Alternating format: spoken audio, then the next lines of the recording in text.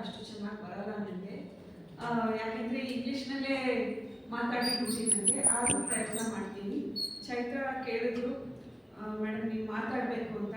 ನನಗಿಂತ ತಿಳಿದಿರೋರು ತುಂಬ ಜನ ಇದ್ದಾರೆ, ಅವರಿಗೆ ಹೇಳೋಣ ಅಂತ ಹೇಳಿದ್ರೆ ಅವ್ರು ಬಿಡಲಿಲ್ಲ. ಸೊ ನನಗೆ ಕೊಟ್ಟಿರೋ ಟಾಪಿಕ್ ಏನು ಅಂದರೆ ಅಡ್ಯಾರ್ನಲ್ಲಿರೋ ಐತಿಹಾಸಿಕ ಕಟ್ಟಡಗಳು, ಹಿಸ್ಟಾರಿಕ್ ಬಿಲ್ಡಿಂಗ್ಸ್. ಯಾರು ಅಡ್ಯಾರ್ಗೆ ಹೋಗಿದ್ರು ಅವ್ರಿಗೆ ಗೊತ್ತು ಅದು ಎಷ್ಟು ಸುಂದರವಾಗಿರೋ ಒಂದು ಜಾಗ, ಒಂದು ಭವ್ಯವಾಗಿರುವ ಎಷ್ಟೊಂದು ಕಟ್ಟಡಗಳಲ್ಲಿದೆ ಅಂತ. ಇಲ್ಲಿರೋರಲ್ಲಿ ಎಷ್ಟು ಜನ ಅಡ್ಯಾರ್ ನೋಡಿದ್ದೀರಾ? ಸಾಕಷ್ಟು ಜನ, ಎಲ್ಲರೂ ನೋಡಿದ್ದೀರಾ. ಸೊ ನಾನು ಹೇಳೋದು ಸುಮ್ಮನೆ ಒಂದು ನೆನಪುಗಳನ್ನ ಮತ್ತೆ ತರುತ್ತೆ ಅಂತ ಅನಿಸುತ್ತೆ. ನಾನು ಚಿಕ್ಕಂದಿಂದ ತುಂಬ ಅದೃಷ್ಟವಂತೆ, ಯಾಕೆಂದರೆ ಪ್ರತಿ ವರ್ಷ ನಮ್ಮ ತಂದೆ ತಾಯಿ ಜೊತೆ ಅಡ್ಯಾರ್ಗೆ ಹೋಗ್ತಾ ಇದ್ದೆ. ಆಟ ಆಡಕ್ಕೆ ಹೋಗ್ತಾ ಇದ್ದೆ. ಅಲ್ಲಿ ಬೀಚ್ ಇರ್ತಾ ಇತ್ತು, ಮರಳು ಇರ್ತಾ ಇತ್ತು. ಆಮೇಲೆ ಜೊತೆಗೆ ಎಲ್ಲ ಫ್ರೆಂಡ್ಸ್ ಮಾಡ್ಕೊತಾ ಇದ್ವಿ. ಮತ್ತು ಅಲ್ಲಿ ಎಂಟ್ರೆನ್ಸ್ನಲ್ಲಿ ಸೈಕಲ್ ಬಾಡಿಗೆ ಕೊಡ್ತಾ ಇದ್ರು. ಆ ಸೈಕಲ್ ತೊಗೊಂಡ್ಬಿಟ್ಟು ಅಡ್ಯಾರ್ ಕ್ಯಾಂಪಸ್ ಎಲ್ಲ ಸೈಕಲ್ ತುಳಿಯೋದು. ಹೀಗೆ ತುಂಬ ಸುಂದರವಾದ ಕ್ಷಣಗಳು ಅಲ್ಲಿ ಕಳೆದಿದ್ದೀನಿ. ಆಮೇಲೆ ಅಲ್ಲಿ ಇರೋದಕ್ಕೆ ನನಗೆ ವಾಟರ್ಸ್ ಏನೋ ಇದೆ, ಸಾಲಿಡ್ ಬಿಲ್ಡಿಂಗ್ಸ್ ಎಲ್ಲ ಇದೆ. ಆದರೆ ಆವಾಗ ಎಷ್ಟು ಜನ ಬರ್ತಾ ಇದ್ರು ಅಂದರೆ ಅಲ್ಲೊಂದು ಬೋರ್ಡ್ ಹಾಕಿರ್ತಿದ್ರು ಕನ್ವೆನ್ಷನ್ ಟೈಮ್ನಲ್ಲಿ. ರಿಜಿಸ್ಟ್ರೇಷನ್ ಆದಂಗೆ ಅಲ್ಲಿ ನಂಬರ್ ಬರೋದು 1000 ದಾಟ್ತಾ ಇತ್ತು ಒಂದೊಂದು ಸರ್ತಿ. ಸೊ ನಾವೆಲ್ಲ ಇರ್ತಾ ಇದ್ದಿದ್ದು ಈ ಹಟ್ಸಲ್ಲಿ, ಈ ಗುಡಿಸಲು ಮಾಡ್ತಾ ಇದ್ರು. ಅಲ್ಲಿ ನೆಲಕ್ಕೆ ಮಾತ್ರ ಸಿಮೆಂಟ್ ಇರ್ತಾ ಇತ್ತು, ಮತ್ತು ಅದ್ರ ಮೇಲೆ ಕನ್ವೆನ್ಷನ್ ಟೈಮಲ್ಲಿ ಮಾತ್ರ ಈ ಗುಡಿಸಲನ್ನ ಕಟ್ತಾ ಇದ್ರು. ಸೊ ಅದು ತುಂಬ ಒಂದು ಒಳ್ಳೆ ಎಕ್ಸ್ಪೀರಿಯನ್ಸು ನಮಗೆಲ್ಲ, ತುಂಬ ಖುಷಿ. ಯಾವಾಗಲೂ ಬಿಲ್ಡಿಂಗಲ್ಲೇ ಇರ್ತೀವಿ, ಆ ಹಟ್ಟಲ್ಲಿ ಇರಬೇಕು ಅಂದರೆ ತುಂಬ ಖುಷಿ ಆಗ್ತಾ ಇತ್ತು ನಮಗೆ. ಆಮೇಲೆ ಸ್ವಲ್ಪ ದೊಡ್ಡವಳಾದ್ಮೇಲಿಂದ ಕನ್ವೆನ್ಷನ್ಗೆ ಮುಂಚೆ ಯೂತ್ ಕನ್ವೆನ್ಷನ್ ನಡೀತಾ ಇತ್ತು. ಸೊ ಆವಾಗ ನಾನು, ಉದಯ್ ಮತ್ತು ವೆಂಕಟೇಶ್ ಬಾಬು ಸಿಸ್ಟರು ಶೋಭಾ, ತುಂಬ ಜನ ಇದ್ವಿ. ನಮ್ಮದು ದೊಡ್ಡ ಗ್ರೂಪೇ ಇತ್ತು ಆವಾಗ ಲೋಟಸ್ ಯೂತ್ ವಿಂಗ್ನಲ್ಲಿ. ನಾವೆಲ್ಲ ಮುಂಚೆನೇ ಹೋಗ್ತಾ ಇದ್ವಿ ಟ್ರೈನಲ್ಲಿ. ಹೋಗ್ಬಿಟ್ಟು 2 ದಿವಸ 3 ದಿವಸ ಅಲ್ಲಿ ಯೂತ್ ಕನ್ವೆನ್ಷನ್ ನಡೀತಾ ಇತ್ತು. ಅದರ ನೆನಪುಗಳು ತುಂಬ ಇದೆ. ಆಮೇಲೆ ಮಾತಾಡೋಕ್ಕೆ ಹೇಳ್ತಿದ್ರು ನಮ್ಮನ್ನ, ಅದ್ರಲ್ಲಿ ತುಂಬ ಹೆದರ್ತಾ ಇದ್ವಿ. ಯಾಕೆಂದರೆ ಎಂಥ ದೊಡ್ಡ ಮನುಷ್ಯರ ಮುಂದೆ ಮಾತಾಡಬೇಕಿತ್ತು. ರಾಧಾಬರ್ನಿ ಅವರು ಅಂಥವ್ರ ಮುಂದೆ, ಅವರು ನೋಡಿದ್ರೆ ಅಂತೂ ನಮ್ಮ ಒಳಗಿಂದ ಏನಿತ್ತು ಎಲ್ಲ ಅವ್ರಿಗೆ ಗೊತ್ತಾಗೋಗಿದೆ ಅಂತ ಅನಿಸ್ತಿತ್ತು. ಅವ್ರ ಮುಂದೆ ಮಾತಾಡೋಕ್ಕೆ ಹೆದರ್ತಾ ಇದ್ವಿ. ಒಂದ್ಸರ್ತಿ ಅವರು ನಮ್ಮ ಮನೆಯಲ್ಲಿ ಉಳ್ಕೊಂಡಾಗ ನಾನು ಹೇಳಿದೆ, ನಿಮ್ಮ ಮುಂದೆ ಮಾತಾಡೋಕ್ಕೆ ಹೆದರಿಕೆ ಆಗುತ್ತೆ ಅಂದರೆ, ಯಾಕಮ್ಮ ನಾನು ಇನ್ನರ ತಿಂದುಬಿಡ್ತೀನ, ಅಷ್ಟು ಹೆದರಿಕೆ ಆಗಿ ಕಾಣ್ತೀನ ನಾನು ಅಂತ ತಮಾಷೆ ಮಾಡಿದ್ರು ಅವರು. ಸೊ ಮತ್ತೆ ಅಲ್ಲಿ ಹೋದಾಗ, ಅಡ್ಯಾರ್ಗೆ ಹೋದಾಗ ಜಾನ್ ಕೋಟ್ಸ್ ಅವರು, ಶ್ರೀರಾಮ್ ಅವರು, ರುಕ್ಮಿಣಿ ದೇವಿ ಅವರು, ಜಾಯ್ ಮಿಲ್ಸು, ಜೆ ಕೃಷ್ಣಮೂರ್ತಿ ಅವರು, ರಾಧಾಬರ್ನಿ ಇವನ್ನೆಲ್ಲನೂ ನೋಡಿದ್ದೀನಿ ನಾನು. ಆಟ ಆಡೋಕ್ಕೆ ಹೋಗೋದು. ಆಮೇಲೆ ಬರ್ತಾ ಬರ್ತಾ ಸ್ವಲ್ಪ ಸೀರಿಯಸ್ನೆಸ್ ಬರ್ತಾ ಇತ್ತು. ಜೆ ಕೃಷ್ಣಮೂರ್ತಿ ಅವರು ಇವಾಗ ಥಿಯೋಸಫಿಕಲ್ ಸೊಸೈಟಿಯಿಂದ ಬೇರೆ ಆಗಿ ಹೊರಗಡೆ ಹೋದ್ರು ಅಂತ ಈಗ ಇದನ್ನು ಹೇಳಿದ್ರಲ್ವ, ಅವರು ಮತ್ತೆ ರಾಧಾಬರ್ನಿಯವರು ಪ್ರೆಸಿಡೆಂಟ್ ಆದಾಗ ಮತ್ತೆ ವಾಪಸ್ ಬಂದರು ಸೊಸೈಟಿಗೆ. ಫಸ್ಟ್ ಟೈಮ್ ಹೆಜ್ಜೆ ಇಟ್ಟಿದ್ರು. ಆ ಕನ್ವೆನ್ಷನ್ ಟೈಮಲ್ಲಿ ನಾನು ಇದ್ದೆ. ಆವಾಗ ನನಗೆ ಇನ್ನೂ ನೆನಪಿದೆ, ಮೇನ್ ಗೇಟಿಂದ ಅವರು ನಡ್ಕೊಂಡು ಬರಬೇಕಾದ್ರೆ ಎಷ್ಟು ಫಾಸ್ಟಾಗಿ ನಡೀತಿದ್ರು ಅಂದರೆ, ಅವರು ನೆಲದ ಮೇಲೆ ನಡೀತಿಲ್ಲ, ಕೇಳ್ಕೊಂಡು ಹೋಗ್ತಾ ಇದ್ದಾರೆ ಅಂತ ಅನ್ನಿಸ್ತಾ ಇತ್ತು ನಮಗೆ. ಅವರಲ್ಲಿ ನಡೀತಾ ಇದ್ರೆ ಪಕ್ಕದಲ್ಲಿ ಓಡ್ಕೊಂಡು ಹೋದ್ವಿ ನಾವು. ಆದರೆ ಲಾಸ್ಟ್ ಬೀಚ್ ತನಕ ಅವ್ರು ಹೋದ್ರಲ್ಲ, ಹಾರ್ಡ್ಲಿ ಒಂದು 4-5 ಜನ ಹೋಗಿರ್ಬೋದು. ಕೊನೆಗೆ ರಾಧಾಬರ್ನಿಯವರು ಒಬ್ಬರೇ ಹೋಗಿದ್ದು ಅಲ್ಲಿ ತನಕ. ಎಲ್ಲರೂ ಸುಸ್ತಾಗಿ ಅಲ್ಲಲ್ಲೇ ನಿಂತ್ಕೊಂಡ್ಬಿಟ್ರು, ಅವರಷ್ಟು ವೇಗವಾಗಿ ನಡೀತಾ ಇದ್ರು. ಸೊ ನಾನು ಪ್ರತಿ ವರ್ಷ ಅಲ್ಲಿ ಹೋಗೋಕ್ಕೆ ತುಂಬ ಇಷ್ಟಪಡ್ತಿದ್ದೆ. ಯಾಕೆಂದರೆ ಈಗ ಜನವರಿಯಲ್ಲಿ ನಡೆಯುತ್ತೆ, ಆವಾಗ ಡಿಸೆಂಬರಲ್ಲಿ ನಡೀತಾ ಇತ್ತು. ಸೊ ಕ್ರಿಸ್ಮಸ್ ಹಬ್ಬ ಬರ್ತಾ ಇತ್ತು. ಕ್ರಿಸ್ಮಸ್ ಹಬ್ಬದ ಹಿಂದಿನ ದಿವಸ ಅಲ್ಲಿ ಚರ್ಚಲ್ಲಿ ಕ್ರಿಸ್ಮಸ್ ಈವು ಕ್ಯಾರಲ್ಸ್ ಹಾಡೋದು ಅದೆಲ್ಲ ನಡೀತಿತ್ತು. ಎಲ್ಲ ಧರ್ಮಗಳ ಎಲ್ಲ ಆ್ಯಕ್ಟಿವಿಟೀಸಲ್ಲೂ ಭಾಗವಹಿಸ್ತಾ ಇದ್ವಿ. ಆಮೇಲೆ ಪ್ರೇಯರ್ಗಳು ಹೇಳ್ತಾ ಇದ್ವಿ. ಎಲ್ಲ ನಾವು ಕೇಳೇ ಇರಲಿಲ್ಲ ಕೆಲವೆಲ್ಲ ಮುಂಚೆ. ಇವಾಗ ಅಡ್ಯಾರು ಒಂದು ಭಾಗ ತಗೊಂಡು ನಾವು ಮಾತಾಡೋಕ್ಕಾಗಲ್ಲ. ಅಡ್ಯಾರ್ ಕ್ಯಾಂಪಸ್ ಏನಿದೆ, ಥಿಯೋಸಫಿಕಲ್ ಸೊಸೈಟಿ ಹೆಡ್ ಕ್ವಾರ್ಟರ್ಸು, ಅದು ಪೂರ್ತಿ ಐತಿಹಾಸಿಕ ಒಂದು ಸ್ಥಳ ಅಂತ ನಾವು ಹೇಳ್ಬೋದು. ಯಾಕೆಂದರೆ ಬರೀ ಬಿಲ್ಡಿಂಗಿಂದ ಒಂದೇ ಅಲ್ಲ, ಆ ಬಿಲ್ಡಿಂಗ್ನಲ್ಲಿ ಯಾರಿದ್ರು, ಅಲ್ಲಿ ಏನು ಘಟನೆಗಳು ನಡೀತು, ಅದರಿಂದ ಅದಕ್ಕೆ ಇನ್ನೂ ಪ್ರಾಮುಖ್ಯತೆ ಬರುತ್ತೆ. ಇವಾಗ ಒಂದು ಬುಕ್ ರಿಲೀಸ್ ಮಾಡಿದ್ರು ಮೊನ್ನೆ ಕನ್ವೆನ್ಷನಲ್ಲಿ. ಯಾರು ಹೋಗಿದ್ರು ನೀವು ಬಹುಶಃ ಅದನ್ನು ನೋಡಿರ್ಬೋದು. ಅಡ್ಯಾರ್ ದ ಮಾಸ್ಟರ್ಸ್ ಹೋಮ್ ಅಂತ ಗೀತಾ ಜಯಕುಮಾರ್ ಅವರು ಬರೆದಿರೋ ಪುಸ್ತಕ ಅದು. ಅದರಲ್ಲಿ ತುಂಬ ವಿವರವಾಗಿ ಅಡಿಯಾರ್ನ ಎಲ್ಲ ಒಂದು ಆಸ್ಪೆಕ್ಟ್ಸ್ನ ಕವರ್ ಮಾಡಿದ್ದಾರೆ. ಅಡಿಯಾರಲ್ಲಿ ತುಂಬ ಕಟ್ಟಡಗಳಿದೆ, ಐತಿಹಾಸಿಕ ಕಟ್ಟಡಗಳೇ ಇರ್ಬೋದು ಎಲ್ಲಾನು, ಆದರೆ ಎಲ್ಲಾನು ಮಾತಾಡೋಕ್ಕಾಗಲ್ಲ. 20 ನಿಮಿಷ ಕೊಟ್ಟಿರೋದು ಟೈಮು ನಾವು ಕೀಪಪ್ ಮಾಡಬೇಕು. ಫಸ್ಟ್ ಬಂದು ಹೆಡ್ ಕ್ವಾರ್ಟರ್ಸ್ ಹಾಲ್. ನಾವು ಒಳಗೆ ಹೋಗ್ತಿದ್ದಂಗೆ ನಾವು ನೋಡ್ತೀವಲ್ಲ, ಒಂದು ರೆಡ್ ಕಲರ್ ಬಿಲ್ಡಿಂಗ್, ಟೆರಕೋಟ ಅಂದರೆ ಈ ಮಂಗಳೂರು ಟೈಲ್ಸ್ ಕಲರ್ ಇರುತ್ತಲ್ಲ ಆ ಥರ ಕಲರ್, ಅದ್ರ ಮೇಲೆ ಆನೆ ತಲೆಗಳಿದೆ, ಅದು ಹೆಡ್ ಕ್ವಾರ್ಟರ್ಸ್ ಬಿಲ್ಡಿಂಗ್. ಇವಾಗ ಈ ಹೆಡ್ ಕ್ವಾರ್ಟರ್ಸ್ ಬಿಲ್ಡಿಂಗು ಫಸ್ಟು ಇದ್ದಿದ್ದು ಅದೇ ಅಲ್ಲಿ, ಬೇರೆ ಎಲ್ಲ ಆಮೇಲೆ ಕೆಲವೆಲ್ಲ ಬಂತು. ಸೊ ಇವಾಗ 1882ನಲ್ಲಿ HPP ಅವರು, ಕರ್ನಲ್ ಆಲ್ಬರ್ಟ್ ಅವರು ಅಲ್ಲಿಗೆ ಬಂದರು. ಆವಾಗ ಬರೀ 27 ಎಕರೆ ತೊಗೊಂಡ್ರು ಅಲ್ಲಿ, ಅಷ್ಟೇ ಇದ್ದಿದ್ದು ಜಾಗ. ಆವಾಗ ಅದನ್ನು ಹಡಿಲ್ಸ್ಟನ್ ಗಾರ್ಡನ್ಸ್ ಅಂತ ಕರೀತಾ ಇದ್ರು. ಕರ್ನಲ್ ಆಲ್ಬರ್ಟ್ ಹೇಳ್ತಾರಂತೆ, ಫಸ್ಟು ನೋಡಿದ ತಕ್ಷಣ ನಾವು our future home is found, ನಮ್ಮ ಸ್ಥಾನ ನಮಗೆ ಸಿಕ್ಕಿದೆ ಅಂತ ಹೇಳ್ತಿದ್ರಂತೆ. ಆಮೇಲೆ HPP ಅವರು ಈ ಬಂಗ್ಲೋ ಏನಿತ್ತು ಹೆಡ್ ಕ್ವಾರ್ಟರ್ಸ್ ಹಾಲ್, ಆ ಮಾಡಿ ಮೇಲೆ ಹೋಗ್ಬಿಟ್ಟು ಬಂದು ಮಾಸ್ಟರ್ಸ್ ಹೇಳಿದ್ದಾರೆ, ಗುರುಗಳು ಹೇಳಿದ್ದಾರೆ ನಮಗೆ ಇದನ್ನ ತಗೊಂಡ್ಬಿಡಿ ಅಂತ ಹೇಳಿದ್ದಾರೆ ಅಂತ ಹೇಳಿದ್ರಂತೆ ಅವರು. ಸೊ ಅದು ಇವತ್ತು ಆ ದೊಡ್ಡ ಮ್ಯಾನ್ಷನ್ ಕಟ್ಟಡ ಏನಿತ್ತು ಅದು ಇವತ್ತು ಹೆಡ್ ಕ್ವಾರ್ಟರ್ಸ್ ಹಾಲು, ಮತ್ತೆ ಇನ್ನೆರಡು ಬಂಗ್ಲೆ ಇತ್ತು ಅಲ್ಲಿ. HPP ಅವರು ಅದನ್ನ ಅವರ ಮನೆ ಮಾಡ್ಕೊಂಡಿದ್ರು, ಅವ್ರು ಅಲ್ಲೇ ಉಳ್ಕೊತಾ ಇದ್ದಿದ್ದು. ಅವರೊಬ್ಬರೇ ಅಲ್ಲ, ಅವ್ರ ಜೊತೆ ಅವರ ಕುದುರೆ ಒಂದಿತ್ತು, ಜೊತೆಗೆ 2 ನಾಯಿ ಇತ್ತು, ಅದು ಜೊತೆಗೆ ಇತ್ತು ಅವ್ರ ಜೊತೆಯಲ್ಲಿ. ಆಲ್ಬರ್ಟ್ ಅವರು ಇನಿಷಿಯಲ್ ಆಗಿ ಸ್ಟಾರ್ಟಿಂಗ್ನಲ್ಲಿ ಗಾರ್ಡನ್ ಪೆವಿಲಿಯನ್ ಅನ್ನೋ ಒಂದು ಬಂಗ್ಲೆಯಲ್ಲಿದ್ರು, ಇವಾಗ ಅದನ್ನ ರಿವರ್ ಬಂಗ್ಲೋ ಅಂತ ಕರೀತಾರೆ. ಈ ಬಂಗ್ಲೆ, ಈ ರಿವರ್ ಬಂಗ್ಲೆ ಏನು ಹೇಳ್ತಾರೆ, ಅದು ಅಷ್ಟು ಮ್ಯಾಗ್ನೆಟೈಸ್ಡ್ ಸ್ಪೇಸು, ಅದರಲ್ಲಿ ಅಷ್ಟು ಶಕ್ತಿ ಇತ್ತಂತೆ ಅಲ್ಲಿ. ಯಾಕೆಂದರೆ ಮಾಸ್ಟರ್ ಕುತುಮಿ ಅವರು, ಮಾಸ್ಟರ್ KH ಅಂತ ನಾವೇನು ಹೇಳ್ತೀವಿ, ಅವರು ತುಂಬ ಸರ್ತಿ ಬರ್ತಿದ್ರಂತೆ ಅಲ್ಲಿ. ಅವ್ರ ಜೊತೆಗೆ ಬೇರೆ ಗುರುಗಳೆಲ್ಲನೂ ಬರ್ತಾ ಇದ್ರಂತೆ. ಇದು ಕರ್ನಲ್ ಆಲ್ಬರ್ಟ್ ಮತ್ತು ಲೆಡ್ಬಿಟರ್ ಅವರು ಬರೆದಿರೋ ಒಂದು ಅಕೌಂಟ್ಸ್ನಲ್ಲಿ ನಮಗೆ ಸಿಗುತ್ತೆ. ಇವಾಗ ಗೀತಾ ಜಯಕುಮಾರ್ ಅವರು ಬರ್ದಿರೋ ಬುಕ್ಕಲ್ಲಿ Adyar is the masters home ಅಂತ ಹೇಳ್ತಾರೆ. ಇದು ತುಂಬ ಪವಿತ್ರವಾದ ಒಂದು ಜಾಗ ಅಂತ ಹೇಳ್ತಾರೆ ಅವರು. ಅದು ಒಂದು ಜೀವಂತ ಹೃದಯ, ಬರೀ ಒಂದು ಕಟ್ಟಡಗಳಿರೋ ಒಂದು ಎಸ್ಟೇಟ್ ಅಲ್ಲ ಅಂತ ಹೇಳ್ತಾರೆ ಅವರು. ಆಮೇಲೆ ಅದು ಬರೀ ಒಂದು ನಮ್ಮ ಸೊಸೈಟಿಯ ಪ್ರಧಾನ ಕಚೇರಿ, ಅಡ್ಮಿನಿಸ್ಟ್ರೇಟಿವ್ ಬಿಲ್ಡಿಂಗ್ ಅಂತ ನಾವು ಬರೀ ಅಷ್ಟೇ ಹೇಳೋಕ್ಕಾಗಲ್ಲ. ಅದನ್ನು ದಾಟಿ, ಅದನ್ನು ಮೀರಿ ಇನ್ನೂ ಬೇರೆ ಅದಕ್ಕೆ ಒಂದು ಪ್ರಾಮುಖ್ಯತೆ ಇದೆ ಅದಕ್ಕೆ. ಇದು ನಮ್ಮ ಮಾಸ್ಟರ್ಸ್ ಸೆಲೆಕ್ಟ್ ಮಾಡಿರೋ ಫಿಸಿಕಲ್ ಹೆಡ್ ಕ್ವಾರ್ಟರ್ಸ್ ಇದು.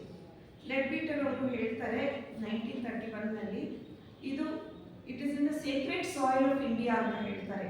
ನಮ್ಮ ಭಾರತ ದೇಶದ ಪವಿತ್ರ ಮಣ್ಣಿನಲ್ಲಿದೆ ಇದು. ಆಮೇಲೆ it is the motherland of the 2 ಅಡೆಪ್ಟ್ಸ್.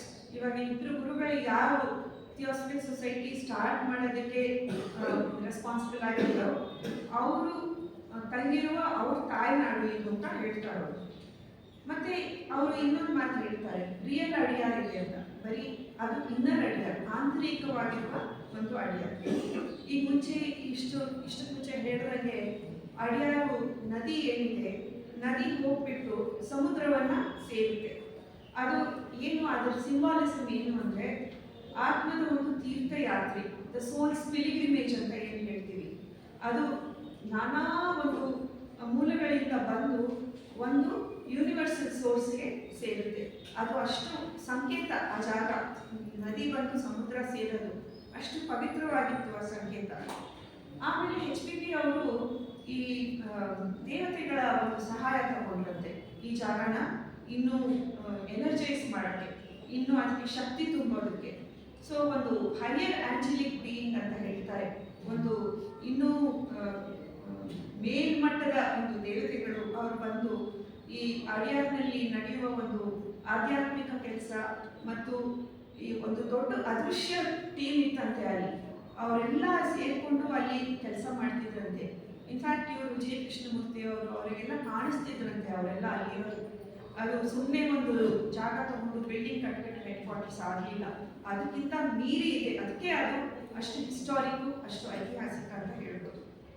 ಆ ಕಾಲದಲ್ಲಿ ಅಡಿಯಾರು ನಾವಿವತ್ತು ನೋಡ್ದಂಗೆ ಇರಲಿಲ್ಲ.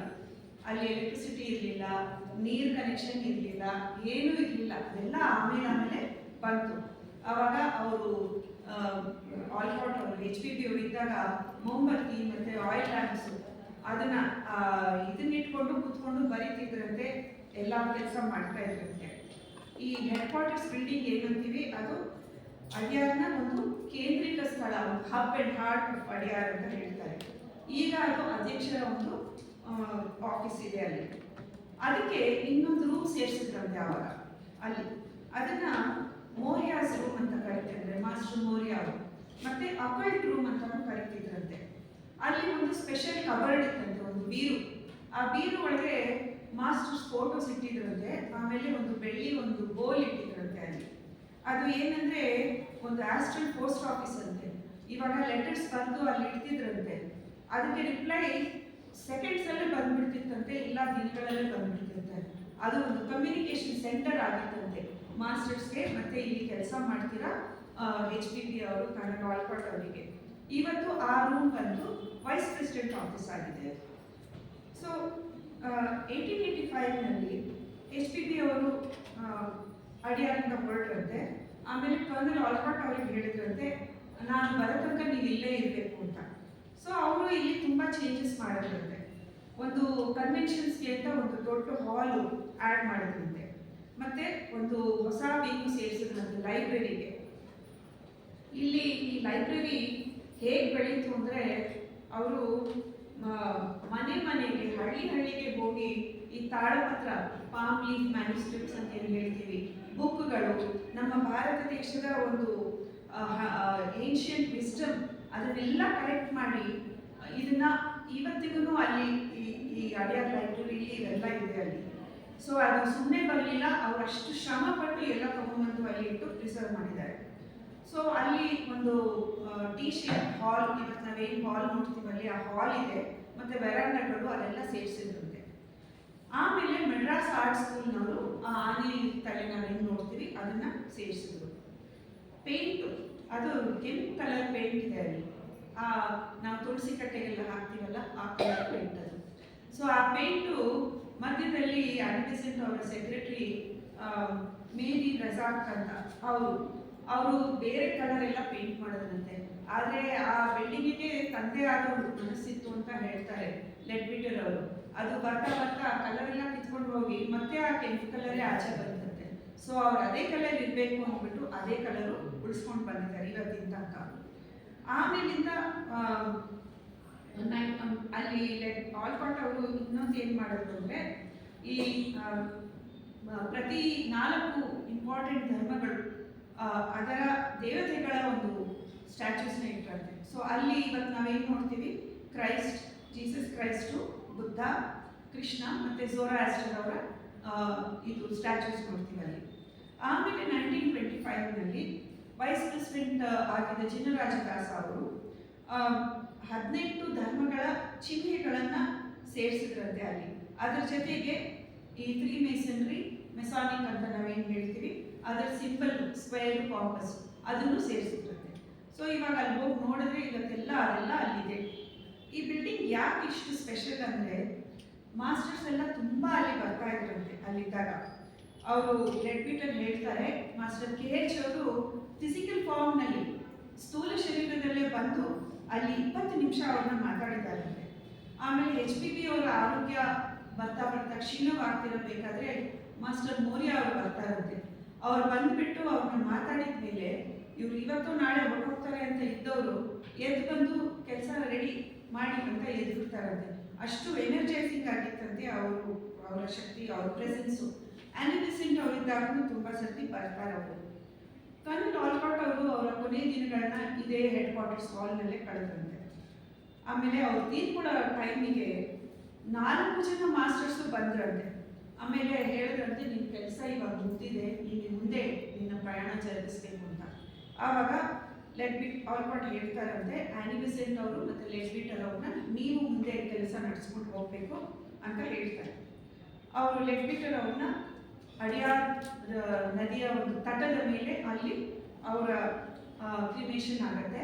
ಮತ್ತು ಅವರ ಅಸ್ಥಿಗಳನ್ನ ತಗೊಂಡು ಹೋಗಿ ಗಂಗೆಯಲ್ಲಿ ಚೆಲ್ತಾರೆ. ಆಮೇಲೆ ಸಮುದ್ರದಲ್ಲಿ, ಅಡಿಯಾರ ಹತ್ರ ಸಮುದ್ರದಲ್ಲಿ ಚೆಲ್ತಾರೆ. ಸೊ ಅಲ್ಲಿ ಒಂದು ಸ್ಮಾರಕವನ್ನು ಒಂದು ವರ್ಷ ಬಿಟ್ಟು ಅಲ್ಲಿ ನಡೆಸ್ತಾರೆ. ಅದು ಮೆಮೋರಿಯಲ್ ಅಂತ ಹೇಳ್ಬೋದು ನಾವಲ್ಲಿ ನಡೀತಾ. ಆಮೇಲಿಂದ HPB ಅವರು ಪರಲೋಕಕ್ಕೆ ಹೋದಾಗ ಅವರ ಆಸ್ತಿಗಳನ್ನ ಸಹ ಆಲ್ಕಾಟ್ ಅವರು ತಗೊಂಡ್ಬಂದು ಅಲ್ಲಿ ಹೆಡ್ ಕ್ವಾರ್ಟರ್ಸ್ ಹಾಲ್ನಲ್ಲಿ ಅಲ್ಲೇ ಇಡ್ತಾರಂತೆ. ಆಮೇಲೆ ಅವ್ರ ಸ್ಟ್ಯಾಚ್ಯೂನು ಇಡ್ತಾರಂತೆ. ಆಮೇಲೆ ಆಲ್ಕಾಟ್ ಅವ್ರು ಹೋದಾಗ ಆನಿ ಬೆಸೆಂಟ್ ಅವರು ಅದೇ ಕೆಲಸ ಮಾಡ್ತಾರೆ. ಇವತ್ತು ನಾವು ಅಲ್ಲಿ ಹೋದರೆ ನಾವು ಅವ್ರ ದೊಡ್ಡ ಪ್ರತಿಮೆಗಳನ್ನ ನೋಡ್ಬೋದು. HPB ಅವರು ಕೂತಿದ್ದಾರೆ, ಆಲ್ಕಾಟ್ ಅವರು ಅವ್ರ ಭುಜದ ಮೇಲೆ ಕೈ ಇಟ್ಕೊಂಡು ನಿಂತಿದ್ದಾರೆ ಅವ್ರ ಪಕ್ಕ. ಸೊ ಆ ಸ್ಟ್ಯಾಚ್ಯೂಗಳು ಬಂದಿದ್ದು ಆ ರೀತಿಯಲ್ಲಿ ಬಂದದ್ದು. ಆ ಗೋಡೆಗಳ ಮೇಲೂ ತುಂಬಾ ಇದೆ. ನಾವು ಹೋದ್ರೆ ಹೆಡ್ ಕ್ವಾರ್ಟರ್ಸ್ ಹಾಲ್ ಸುಮ್ಮನೆ ಹಿಂಗೆ ನೋಡ್ಬಿಟ್ಟು ಬಂದ್ಬಿಡ್ಬಾರ್ದು, ಒಂದೊಂದು ಗೋಡೆನೂ ಗಮನಿಸಬೇಕು. ಯಾಕೆಂದ್ರೆ ಒಂದೊಂದು ಗೋಡೆ ಮೇಲೂ ಒಂದೊಂದು ಬೇರೆ ಬೇರೆ ಒಂದು ಸಿಂಬಲ್ಸ್ ಎಲ್ಲ ಇದೆ ಅಲ್ಲಿ. ಥಿಯಾಸಫಿಕಲ್ ಸೊಸೈಟಿಯ ಒಂದು ಧ್ಯೇಯ ಏನಿದೆ, ಮೋಟೋ ನಾವು ನೋಡ್ತೀವಲ್ಲ, ಆ ಸ್ಟಾರು ಅದೆಲ್ಲ ಇರೋದು. ಮತ್ತೆ ಆ motto there is no religion higher then truth ಅಂತ ನಾವು ಏನು ಬರ್ತೀವಿ ಅದು ಅಲ್ಲಿ ಇದೆ. ಆನಿ ಬೆಸೆಂಟ್ನವರ ಕಾಲದಲ್ಲಿ 27 ಎಕರೆಯಿಂದ ಅಡಿಯಾರ್ ಎಸ್ಟೇಟ್ ಬಂದು 260 ಎಕರೆ ಆಯ್ತಂತೆ. ಇದು ಹೇಗಾಯ್ತು ಅಂದರೆ ಅವರ ಸ್ವಂತ ದುಡ್ಡಿನಿಂದ ಅವರು ಕೆಲವೆಲ್ಲ ತಗೊಂಡ್ರಂತೆ, ಮಿಕ್ಕಿದ್ದು ಡೊನೇಷನ್ಸ್ ಬಂದಂತೆ. ಅದ್ರ ಜೊತೆಗೆ ಆ ಜಾಗ ಬಂತು ಅಂತ ಲೆಡ್ಬೀಟರ್ಸ್ ಚೇಂಬರ್ಸ್ ಮತ್ತು ಭೋಜನ ಶಾಲಾ, ಕ್ವಾಡ್ರ್ಯಾಂಗಲ್, ಓಲ್ಡ್ ಕ್ವಾಡ್ರ್ಯಾಂಗಲ್, ನ್ಯೂ ಕ್ವಾಡ್ರ್ಯಾಂಗಲ್ ಅದೆಲ್ಲ ಬಂತು. ಸೊ ಅಡಿಯಾರು ಒಂದು ಚಿಕ್ಕ ಆಡಳಿತ ಕೇಂದ್ರ ಆಗಿತ್ತು ಮುಂಚೆ. ಅದು ಇವಾಗ ಒಂದು ಲಿವಿಂಗ್ ಕ್ಯಾಂಪಸ್, ಒಂದು ದೊಡ್ಡ ಆವರಣ ಆಗ್ಬಿಡ್ತು. ಅಲ್ಲಿ ನೀವು ಅಲ್ಲಿ ಓಡಾಡಿರ್ತೀರ, ಎಲ್ಲ ಧರ್ಮಗಳ ಒಂದು ದೇವಸ್ಥಾನಗಳು ಎಲ್ಲ ಕಾಣುತ್ತೆ ಅಲ್ಲಿ. ಅದನ್ನೆಲ್ಲ ನಾವು ನೋಡ್ಬೋದು. ಆನಿ ಬೆಸೆಂಟ್ ನಾವು ಇದ್ದಾಗ ಅವ್ರನ್ನ ಧೂಮಕೇತು ಅಂತ ಕರೀತಿದ್ರಂತೆ ಲೆಡ್ಬೀಟರ್ನವರು. ಏನು ಅಂದರೆ ದಿನ ಬೆಳಗ್ಗೆ 5ರಿಂದ 6 ಗಂಟೆ ಅವ್ರು ಎದ್ದುಬಿಟ್ಟು ಪೂರ್ತಿ ಅಡಿಯಾರೆಲ್ಲ ಓಡಾಡ್ತಿದ್ರಂತೆ, ಎಲ್ಲ ಕಡೆ ಚೆಕ್ ಮಾಡ್ತಿದ್ರಂತೆ ಏನಾಗ್ತಿದೆ ಏನು ಅಂತ. ಅವ್ರನ್ನ ಮಾತಾಡ್ಸೋಕ್ಕೆ ಟೈಮ್ ಅಂತೆ. ಅದಕ್ಕೆ ಅವ್ರ ಹಿಂದೆ ಒಂದಷ್ಟು ಜನ ಅಲ್ಲಿದ್ದವರೆಲ್ಲ ಅವ್ರ ಹಿಂದೆ ನಿಂತ್ಕೊಂಡು ಹೋಗ್ತಿದ್ರಂತೆ.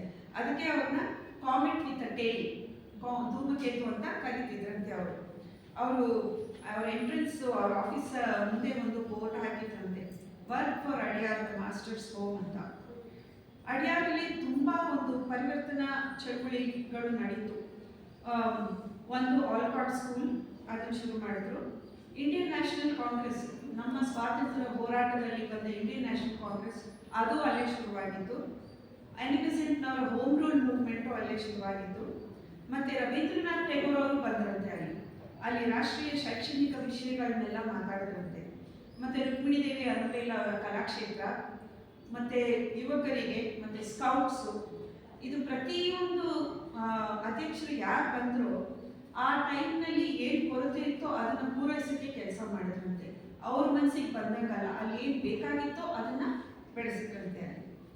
ಲೆಡ್ಬೀಟರ್ಸ್ ಚೇಂಬರ್ಸ್ ಯಾಕೆ ಬಂತು ಅಂತ, ಶುರುವಿನಲ್ಲಿ ಅಡಿಯಾರ್ನಲ್ಲಿ ಬರೀ ಅಲ್ಲಿ ಕೆಲಸ ಮಾಡೋರು ಮಾತ್ರ ಇರ್ತಿದ್ರಂತೆ. ಸೊ ಯಾರಾದರೂ ಹೋದರೆ ಅಲ್ಲಿ ಉಳ್ಕೊಳ್ಳೋಕ್ಕೆ ಜಾಗ ಅಷ್ಟು ಇರಲಿಕ್ಕೆ ಬರ್ತಾ ಬರ್ತಾ ಕೆಲವರೆಲ್ಲ ಅಲ್ಲಿ ನಾವು ವ್ಯಾಸಂಗ ಮಾಡಬೇಕು, ಓದಬೇಕು, ಅಲ್ಲೇ ಇರಬೇಕು, ಕೆಲಸ ಮಾಡಬೇಕು, 1 ಅಥವಾ 2 ವರ್ಷ ಇರಬೇಕು ಅಂತ ತುಂಬ ಜನ ಬರಕ್ಕೆ ಶುರುವಾದಂತೆ. ಪ್ರಪಂಚದ ಎಲ್ಲ ಕಡೆಯಿಂದ ಬರಕ್ಕೆ ಶುರುವಾದಂತೆ. ಸೊ ಆನಿ ಬೆಸೆಂಟ್ ಅವರು ಇವರೆಲ್ಲ ಬಂದರೆ ಇವರು ಇರೋದಕ್ಕೆ ಒಂದು ಸ್ಥಳ ಮಾಡಬೇಕು ಅಂತ ಹೇಳಿಬಿಟ್ಟು ಸ್ಟೂಡೆಂಟ್ ಕ್ವಾರ್ಟರ್ಸ್ನ ಕಟ್ಟಿದ್ರಂತೆ. ಸೊ ಲೆಡ್ಬೀಟರ್ಸ್ ಚೇಂಬರ್ಸ್, ಭೋಜನ ಶಾಲಾ, ಓಲ್ಡ್ ಆ್ಯಂಡ್ ನ್ಯೂ ಕ್ವಾಡ್ರ್ಯಾಂಗಲ್ ಇದೆಲ್ಲ ಆ ರೀತಿಯಲ್ಲಿ ಬಂದಿತ್ತು. ಇದು ಚಾರ್ಲ್ಸ್ ಹಾರ್ನಿಯನ್ ಅವರ ಸೂಪರ್ವಿಷನ್ನು, ಗೈಡೆನ್ಸು, ಡೊನೇಷನ್ ಇಂದ ಈ ಲೆಡ್ಬೀಟರ್ ಚೇಂಬರ್ಸ್ ಬಂದಿತ್ತು. ಅದು ಇಂಡಿಯಾನಲ್ಲೇ ಫಸ್ಟ್ ರೀಇನ್ಫೋರ್ಸ್ಡ್ ಕಾಂಕ್ರೀಟ್ ಬಿಲ್ಡಿಂಗ್ ಅಂತೆ. ಅಷ್ಟು ದೊಡ್ಡ ಬಿಲ್ಡಿಂಗು ರೀಇನ್ಫೋರ್ಸ್ಡ್ ಕಾಂಕ್ರೀಟ್ನಲ್ಲಿ ಯಾರು ಕಟ್ಟಿರಲಿಲ್ಲಂತೆ. ಅದು ಅಡಿಯಾರ್ ನದಿಯ ತಟದಲ್ಲೇ ಇರೋದದು. ಆನಿ ಬೆಸೆಂಟ್ ಅವರು ಅದನ್ನು ಲೆಡ್ಬೀಟರ್ ಚೇಂಬರ್ಸ್ ಅಂತ ಕರೆದಂತೆ. ಸೊ ಅದನ್ನ 2022ನಲ್ಲಿ ಸಾಲಲ್ಲ ಜಾಗ ಅಂತ ಹೇಳಿ ಅದನ್ನು ಇನ್ನೂ ಸ್ವಲ್ಪ ರೀಫರ್ಬಿಶ್ ಮಾಡಿ, ರೆನೋವೇಟ್ ಮಾಡಿ, ರೂಮ್ಸ್ ಎಲ್ಲ ಆ್ಯಡ್ ಮಾಡಿ ಇವತ್ತು ಅದಕ್ಕೆ 56 ರೂಮ್ ಇದೆ ಅಲ್ಲಿ. ಕನ್ವೆನ್ಷನ್ ಟೈಮ್ನಲ್ಲಿ ಬರೋ ಜನ, ಬೇರೆ ಟೈಮ್ನಲ್ಲಿ ಬರೋ ಜನ ಎಲ್ಲ. ಭೋಜನ ಶಾಲಾ ನಾವೆಲ್ಲ ಊಟ ಮಾಡೋಕೆ ಹೋಗ್ತೀವಿ, ನಮ್ಗೆ ಅಷ್ಟೇ ಗೊತ್ತು ಅದ್ರ ಬಗ್ಗೆ. ಆದರೆ ಭೋಜನ ಶಾಲಲ್ಲೂ ರೂಮ್ಸ್ ಇದೆ. ಅಲ್ಲಿ ವಿಸಿಟರ್ಸು ಹೆಡ್ ಕ್ವಾರ್ಟರ್ಸ್ ಅಡಿಯಾಗಿ ಶಿಫ್ಟ್ ಆದಮೇಲಿಂದ ಈ ಲೆಡ್ಬೀಟರ್ಸ್ ಚೇಂಬರ್ಸು ಸಾಲೇ ಬರುತ್ತೆ. ಸೊ ಸ್ವಲ್ಪ ಟೆಂಪ್ರರಿ ಅರೇಂಜ್ಮೆಂಟ್ಸ್ ಮಾಡಿದ್ರಂತೆ, ಧರ್ಮಶಾಲಾ ಅಂತ, ಅಲ್ಲಿ ಒಂದು ಧರ್ಮಶಾಲೆಯಲ್ಲಿ. ಅದನ್ನು ಜೆ ಕೃಷ್ಣಮೂರ್ತಿ ಅವ್ರ ತಂದೆ ನೋಡ್ಕೊಳ್ತಾ ಇದ್ರಂತೆ. 1908ನಲ್ಲಿ ರಂಗಾರೆಡ್ಡಿ ಅನ್ನೋರು ಭೋಜನ ಶಾಲಾವನ್ನು ಅವರೇ ಖರ್ಚು ಮಾಡಿ ಅವರೇ ಎಲ್ಲ ಮೇಲ್ವಿಚಾರಣೆ ಮಾಡಿ ಅದನ್ನು ಕಟ್ಟಿದ್ರಂತೆ ಅವರು. ಸೊ ಒಂದು ನಾಮಿನಲ್ ಅಮೌಂಟ್ ಕೊಟ್ಟರೆ 100 ಜನ ಅಲ್ಲಿ ಇರ್ಬೋದಿತ್ತಂತೆ. ಇದು ಹಿಂದೂ ರೆಸಿಡೆಂಟ್ಸಿಗೆ ಮಾತ್ರ ಕೊಡ್ತಾ ಇದ್ರಂತೆ. ಆಮೇಲಿಂದ ಪೋಸ್ಟ್ ಆಫೀಸು ಮತ್ತು ಇಂಡಿಯನ್ ಬ್ಯಾಂಕ್ ಎಕ್ಸ್ಟೆನ್ಷನ್ ಕೌಂಟರು ತುಂಬ ವರ್ಷ ಇಲ್ಲೇ ಇತ್ತಂತೆ. ಮತ್ತು ಹಳೆ ಮತ್ತು ಹೊಸ ಕ್ವಾಡ್ರ್ಯಾಂಗಲ್. ಸೊ ಈ ಜಾಗ ಸಾಲಿಲ್ಲ ಅಂದ್ಬಿಟ್ಟು ಓಲ್ಡ್ ಕ್ವಾಡ್ರ್ಯಾಂಗಲ್, ನ್ಯೂ ಕ್ವಾಡ್ರ್ಯಾಂಗಲ್ ಎಲ್ಲ ಇಂಡಿಯನ್ ಸ್ಟೈಲ್ ಅಕಾಮಿಡೇಷನ್, ನಮ್ಮ ಭಾರತೀಯ ಶೈಲಿಯಲ್ಲಿ ಇರೋ ಅಕಾಮಿಡೇಷನ್ ಮಾಡಿದ್ರಂತೆ. ಸೊ 21 ರೂಮ್ ಮಾಡಿದ್ರಂತೆ. ಒಳಗೆ ಹೋದರೆ ಆಚೆ ಒಂದು ಕ್ವಾಡ್ರ್ಯಾಂಗಲ್ ಓಪನ್ ಸ್ಪೇಸ್ ಇದೆ, ಸುತ್ತಲೂ ಕೆಳಗಡೆ ಮೇಲ್ಗಡೆ ರೂಮ್ಸ್ ಇದೆ ಅಲ್ಲಿ. ಇನ್ನೊಂದು ಸ್ಥಳ ಏನು ಅಂದರೆ ಬೆಸೆಂಟ್ ಮೆಮೋರಿಯಲ್ ಆಗಿದೆ, ಅಲ್ಲಿ ನೀವು ಹೋಗಿದ್ರೆ ನೋಡಿರ್ಬೋದು. ಅದು ಗಾರ್ಡನ್ ಆಫ್ ರಿಮೆಂಬರೆನ್ಸ್ ಅಂತ ಹೇಳ್ತಾರೆ. ಅಲ್ಲಿ ಆನಿ ಬೆಸೆಂಟ್ ಅವರ ಅಸ್ಥಿಗಳು, ಲೆಗ್ಬಿಟರ್ ಅವರ ಅಸ್ಥಿಗಳು ಅಲ್ಲೆಲ್ಲ ಅಲ್ಲಿ ತಂದು ಬಿಟ್ಟಿದ್ದಾರೆ. ಮುಂಚೆ ಅದು 2 ಇದ್ದಿತ್ತು. ಅಲ್ಲಿ ಮತ್ತೆ ಹೋಗ್ತಾ ಹೋಗ್ತಾ ಒಂದು ಸ್ಟಾರ್ ಶೇಪ್, ಒಂದು ನಕ್ಷತ್ರ ರೂಪದಲ್ಲಿ ಇರುವ ಒಂದು ಸ್ಟ್ರಕ್ಚರ್ನ ಮಾಡ್ತಾರೆ.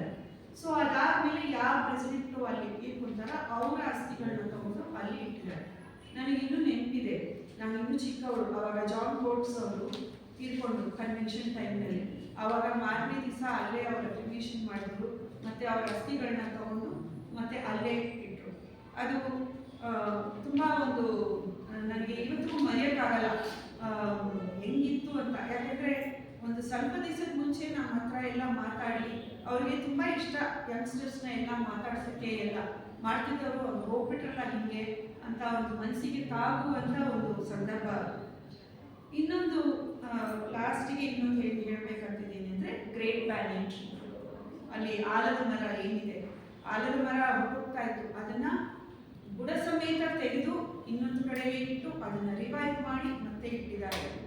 ಅವರು ಮರವನ್ನೇ ತೆಗೆದು ಮತ್ತೆ ರಿವೈವ್ ಮಾಡಿ ಇಟ್ಟರೆ ನಾವು ಶಂಕರಯ್ಯ ಹಾಲ್ನ ಯಾಕೆ ನಾವು ಮಾಡಬಾರ್ದು ಅಂತ ನನ್ನ ಮನಸ್ಸಿಗೆ ಅನಿಸ್ತಾ ಇತ್ತು. ಶಂಕರಯ್ಯ ಹಾಲು ಅಷ್ಟು ಪವಿತ್ರವಾದ ಒಂದು ಸ್ಥಳ. ನಾವು ಅದನ್ನು ಡಿಮಾಲಿಷ್ ಮಾಡಿ ರೆನಿವೇಟ್ ಮಾಡಿ ನಮಗೆ ಇಷ್ಟ ಬಂದ ಬಿಲ್ಡಿಂಗ್ ಕಟ್ಟಬಾರ್ದು. ನಾವು ಅದು ಹೆಂಗಿತ್ತೋ ಹಂಗೆ ರೆಸ್ಟೋರ್ ಮಾಡಿ ಅಲ್ಲಿ ಪುನಃ ಅಲ್ಲಿ ಆ್ಯಕ್ಟಿವಿಟೀಸ್ ಎಲ್ಲ ಶುರುವಾಗಬೇಕು ಅಂತ ಅನ್ಕೊತಾ ಇತ್ತು. ಸೊ ಹಂಗೆ ನಡಿಬೇಕು ಅಂತ ನನ್ನ ಮನಸ್ಸಿಗೆ ಅನಿಸುತ್ತೆ. ನಿಮಗೆಲ್ಲ ಏನು ಅನಿಸುತ್ತೋ ನನಗೆ ಗೊತ್ತಿಲ್ಲ. ಅದು ಬ್ಲವರ್ಸ್ಕಿ ಗಾರ್ಡನ್ಸ್ ಎಲ್ಲ ಕೊಂಡ್ಕೊಂಡಾಗ ಆನಿ ಬೆಸೆಂಟ್ ಅವರು ಅಲ್ಲಿ ತುಂಬ ಮರಗಳು ಗಿಡಗಳು ಎಲ್ಲ ಬೆಳೆದ್ಬಿಟ್ಟಿತ್ತಂತೆ, ಎಲ್ಲ ಕಾಡು ಥರ ಇತ್ತಂತೆ. ಅದೆಲ್ಲ ಕ್ಲಿಯರ್ ಮಾಡಿ ನೋಡಿದ್ರೆ ಅಲ್ಲಿ ಒಳಗಡೆ ಈ ಬ್ಯಾನಿಯನ್ ಟ್ರೀ ಇತ್ತಂತೆ, ಆಲದ ಮರ ಇತ್ತಂತೆ. ಈ ಆಲದ ಮರ ಇವತ್ತು 500 ವರ್ಷ ಅದಕ್ಕೆ. ಅದು ಒಂದು ಮೌನ ಸಾಕ್ಷಿಯಾಗಿ ನಿಂತು ಅಲ್ಲಿ ಎಷ್ಟೋ ಐತಿಹಾಸಿಕ ಒಂದು ಕ್ಷಣಗಳನ್ನೆಲ್ಲ ಅದು ನೋಡಿದೆ. ಆಮೇಲೆ ಅವರು ಹೇಳ್ತಾರೆ 1935ನಲ್ಲಿ ಜಾರ್ಫ್ರಿ ಹಾಡ್ಸನ್ ಅಂತ ಒಬ್ಬರು ಕ್ಲೇರ್ವಾಯಿಂಟ್ ಇದ್ರು. ಅವರಿಗೆ ಎಲ್ಲ ಆರಾಗಳು ಎಲ್ಲ ಕಾಣಿಸ್ತಾ ಇತ್ತು. ನನಗೆ ಕನ್ನಡದಲ್ಲಿ ಆ ವರ್ಡ್ಸ್ ಹೇಳಕ್ಕೆ ಬರಲ್ಲ, ಸೊ ಇಂಗ್ಲೀಷ್ ವರ್ಡ್ಸ್ ಹೇಳ್ತಾ ಇದ್ದೀನಿ, ಕ್ಷಮಿಸ್ಬೇಕು ಅದಕ್ಕೆ. ಸೊ ಅವ್ರು ಹೇಳ್ತಾರಂತೆ, ಈ ಮರದಲ್ಲಿ ಒಂದು ದಿವ್ಯವಾದ ಒಂದು ಜೀವಂತವಾದ ಒಂದು ಶಕ್ತಿ ಅಡಗಿದೆ ಅಂತ ಹೇಳ್ತಾರೆ ಜಾರ್ಫ್ರಿ ಹಾಡ್ಸನ್ ಅವರು. ಸೊ ಈ ಅಲ್ಲೇ ಪಕ್ಕದಲ್ಲಿ ಬ್ಲವರ್ಸ್ಕಿ ಬಂದರು. ಆ ಬಂಗ್ಲೂ ಬರ್ತಾ ಬರ್ತಾ ಎಲ್ಲ ಕ್ರ್ಯಾಕ್ಸ್ ಬಂತು, ಗೋಡೆ ಮುರಿತು, ಎಲ್ಲ ಆಯ್ತಂತೆ. ಸೊ ಅದನ್ನು ರೆಸ್ಟೋರ್ ಮಾಡಿ 2019ನಲ್ಲಿ ಟಿಮ್ ಬಾಯ್ಡ್ ಅವರು ಅದನ್ನು ಇನಾಗ್ರೇಷನ್ ಮಾಡ್ತಾರೆ. ಸೊ ಅವರು ಹೆಂಗೆ ರೆಸ್ಟೋರ್ ಮಾಡಿದ್ರು ಅಂದರೆ ಒರಿಜಿನಲ್ ಮೆಟೀರಿಯಲ್ಸ್ ಏನು ಯೂಸ್ ಮಾಡಿದ್ರು ಕಟ್ಟೋದಕ್ಕೆ, ಅದನ್ನು ಒರಿಜಿನಲ್ ಸ್ಟ್ರಕ್ಚರ್ ಏನಿತ್ತು ಅದನ್ನೆಲ್ಲ ಹಾಗೆ ಇಟ್ಕೊಂಡು ಮಾಡ್ತಾರಂತೆ. ಸೊ ಈ ಇಂಪಾರ್ಟೆಂಟ್ ಜಾಗಗಳು ಏನಿತ್ತು ಅಡಿಯಾರ್ನಲ್ಲಿ ಕೆಲವು ಮಾತ್ರ ತಗೊಂಡು ನಾನು ಹೇಳಿದ್ದೀನಿ. ನೀವು ಹೋದಾಗ ಇನ್ನೂ ಎಲ್ಲನೂ ಪ್ರತಿಯೊಂದು ಸತಿ ನಾನು ಒಂದು ಸರ್ತಿ ಹೋದರೆ ಸಾಲು. ಅಲ್ಲಿ ಐ ಥಿಂಕ್ ಎಲ್ಲರೂ ಅದನ್ನು ಒಪ್ಕೊತೀರ ಅಂತ. ಪ್ರತಿ ಸರ್ತಿ ಹೋದಾಗ ಒಂದೊಂದು ಕಡೆ ನಾವು ಹೋಗಿ ಗಮನಿಸಬೇಕು, ನೋಡಬೇಕು. ಸೊ ಇಷ್ಟು ಹೇಳಿಬಿಟ್ಟು ಚೈತ್ರ ಹೇಳ್ತಾ ಇದ್ದಾಳೆ ತುಂಬ ಟೈಮ್ ಆಯಿತು ಅಂತ. ನನಗೆ ಈ ಅವಕಾಶ ಕೊಟ್ಟಿದ್ದಕ್ಕೆ ತುಂಬ ವಂದನೆಗಳು.